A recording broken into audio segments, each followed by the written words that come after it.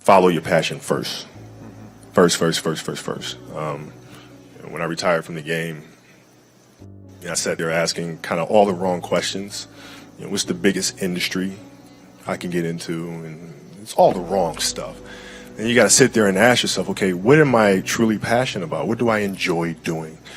And when you feel that way, honestly, you feel like you have never worked a day in your life. It's the most fun thing in the world. You get up in the morning excited about what you're doing. And you got to be really honest with yourself about it. If you wake up in the morning and you're dreading going to work, dude, do something else. Right. Do something else. And those are hard decisions to make. But when you make those decisions, it's a very liberating experience. And you find out that the rewards will come. You'd be surprised. Like some people, like my kids at 2 could do a lot of things. Right? At 2, I could dribble a basketball. I could shoot a basketball on the Nerf hoop at the house. And I would go to practice with my father. I would observe my father. I'd sit and watch games with him. Well, the passion came from the love for the game. I loved everything about it. Like the smell of the ball, the smell of like brand new sneakers, and like the sound the ball makes when it hits the ground. Ball going through the net, like all those things I love. And so the passion comes from that, because once you have that love, you just want to be a part of this thing all the time.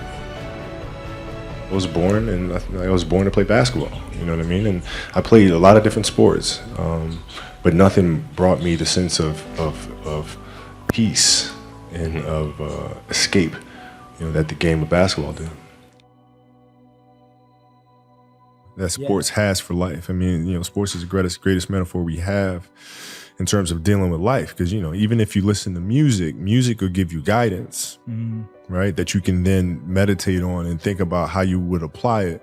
In sports, you have to apply it in the here and now. You're faced with challenges moment to moment. You're faced with pressures and anxiety and communication or the lack thereof and all sort of stuff. Like, it's in the moment. So you have to live it.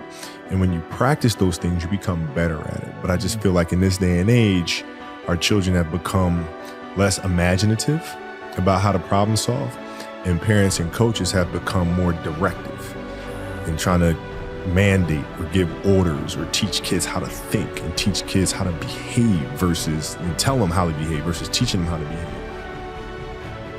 Basketball for me was the most important thing.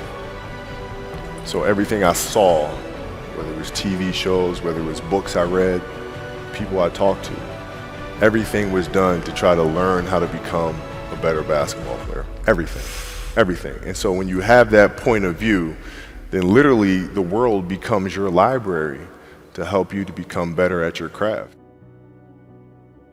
I growing up in Italy. When I first moved over there, it was, I didn't speak Italian. I didn't have any friends.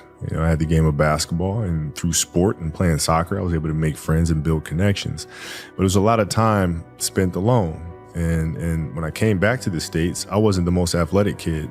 I was really scrawny, like really, really skinny, and had like major knee issues because I was growing. So I was the dorky kid with high socks and big old knee pads. I had to look long term. I had to look at it from a long term because I wasn't going to give up on the game. Right. So I had to say, okay, this year I'm going to get better at that. Next year, this, and then so forth and so on. And then patiently, I was able to catch them.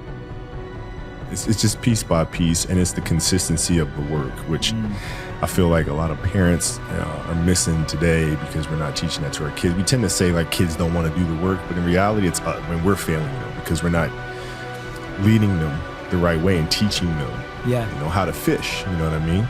And so like the consistency of work, Monday, get better. Tuesday, get better. Wednesday, get better, right? And you do that over a period of time, not like 1 month or 2 months. It's 3, 4, 5, 6, 7, 8, 9, 10 years, and then you can get to where you want to go. If your job is to try to be the best basketball player you can be, right? To do that, you have to practice, you have to train, right? You want to train as much as you can, as often as you can. So if you get up at 10 in the morning, train at 11, right? 12, say 12, train at 12, train for 2 hours, 12 to 2. You have to let your body recover. So you eat, recover, whatever. You get back out, you train, start training again at 6. Train from 6 to 8, right? And now you go home, you shower, you eat dinner, you go to bed, you wake up, you do it again, right? Those are 2 sessions. Right? Now imagine you wake up at 3, you train at 4. You go 4 to 6, come home, breakfast, relax, blah, blah, blah. Now you're back at it again, 9 to 11, right? You relax, and now all of a sudden you're back at it again, 2 to 4, and now you're back at it again, 7 to 9. Look how much more training I have done by simply starting at 4, right? And so now you do that, and as the years go on, the separation that you have with your competitors and your peers just grows larger and larger and larger and larger and larger. And by year 5 or 6, doesn't matter what kind of work they do in the summer, they're never going to catch up because they're 5 years behind. Right? So it makes sense to get up and start your day early because you can get more work in. I expected to win. Like I expected us to win championships. I expected us to win 5. Quite honestly, I expected us to win 8. And so when you have that vision in sports, it's a direct competition. Like I know how hard they're working. I know how hard we're working. I know what their strategy is. I know what ours is, So it's a little different. So when we went in the NBA, it was like, yeah, we expected to do that. But now we're going to come back and we're going to do it again, And so it's that constant like, all right, you're churning. You win one championship, I'm back in the gym the next day, working, getting ready for the next one.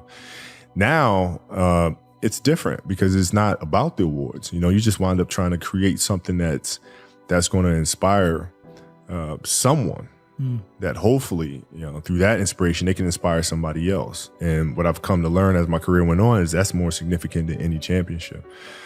Is how do you connect with somebody that can then connect with another? And then with whether the awards come or not, that's for, the Academy Award body to decide. Yeah. But, like for us, it's just to try to create things.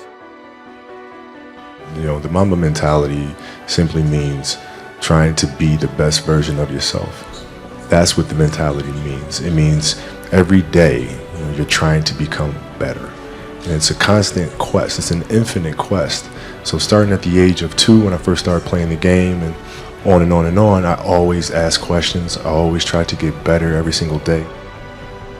I didn't feel good about myself if I wasn't doing everything I could to be the best version of myself. If I felt like I left anything on the table, it would eat away at me. I wouldn't be able to look myself in the mirror. Right? So the reason why I can retire now and be completely comfortable about it because I know that I've done everything I could to be the best basketball player I could be. And so that's where it comes from for me. You can't leave any stone unturned.